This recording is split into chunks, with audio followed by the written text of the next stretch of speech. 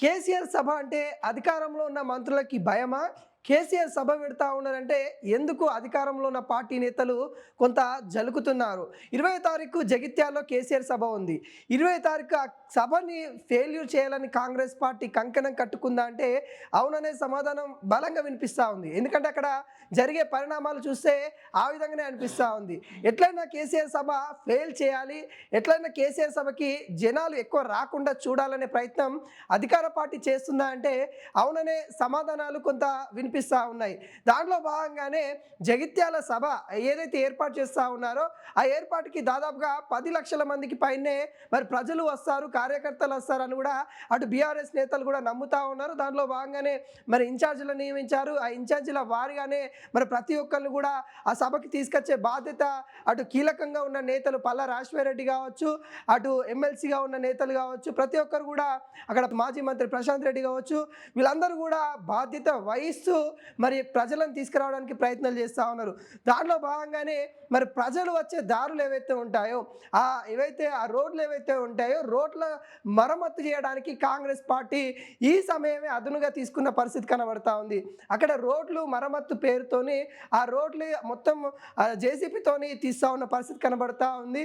కాలువల పేరుతోని అక్కడ జేసీపీ మొత్తం కాలువలు తీస్తున్న పరిస్థితి కనబడతా ఉంది.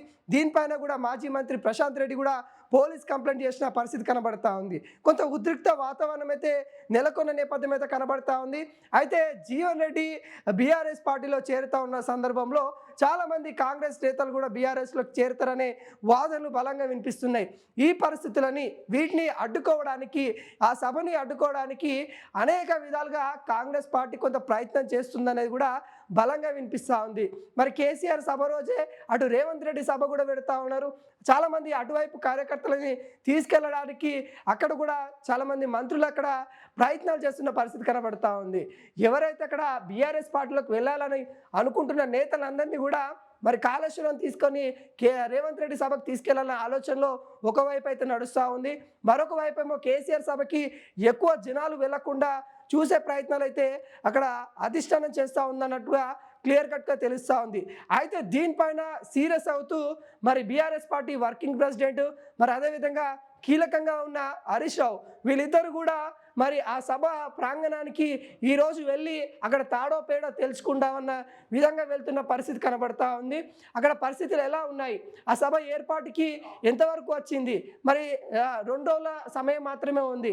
అంటే 20వ తారీఖు కాబట్టి మరి ఆ 20వ తారీఖు వరకు మరి సభ పూర్తిగా అంటే పూర్తి పనులు మొత్తం అయిపోగొట్టాలనికి ఇటు కంకణం కట్టుకుంది ఇటు బీఆర్ఎస్ పార్టీ కొంత సీరియస్ తీసుకున్న పరిస్థితి కనబడతా ఉంది.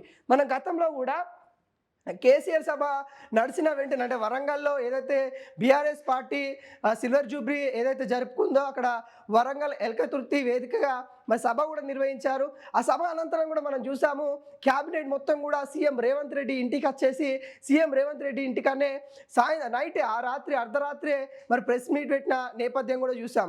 అయితే ఈసారి కూడా కేసీఆర్ సభ జరుగుతూ ఉంది. కేసీఆర్ వచ్చి ఏం మాట్లాడతారు, వాటికి మంత్రులు ఏం సమాధానం చెప్పాలి.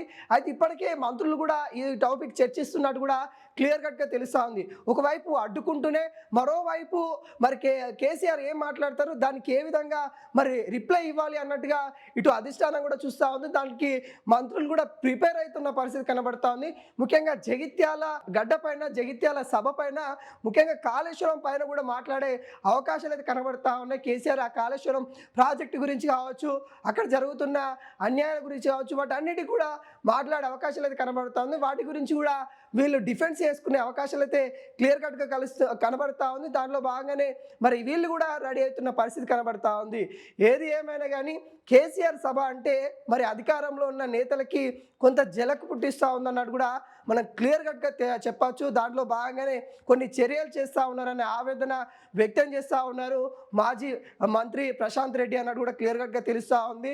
మరి ఆయన కూడా ఆవేదన వ్యక్తం చేస్తూ నిన్న ఏవైతే ఆ రహదారులు ఏవైతే ఆ రోడ్లు ఏవైతే ఉంటాయో వాటిని మరమ్మతు పేరుతోని అక్కడ కాంగ్రెస్ పార్టీ చేస్తున్న తీరును ఖండిస్తూ పోలీస్ కంప్లైంట్ కూడా చేయడం అయితే జరిగింది. ఈ సమయంలోనే ఎందుకు చేస్తూ ఉన్నారు, ఈ సభ ఉందనే కదా ఇంత కుట్రపూరితంగా చేస్తూ ఉన్నారంటూ నిన్న ఆయన మీడియా ముందు కూడా ఆవేదన వ్యక్తం చేసిన పరిస్థితి కనబడతా ఉంది.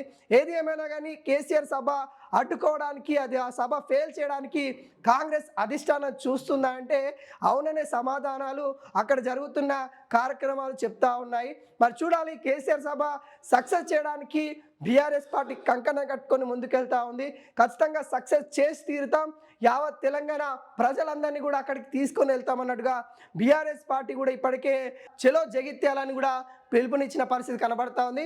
మరి చూడాలి, 20వ తారీఖు 2 సభలు అయితే ఉండబోతా ఉన్నాయి. మరి ఈ 2 సభలతోని మరి తెలంగాణ మొత్తం హీటెక్కనున్న పరిస్థితి కనబడతా ఉంది.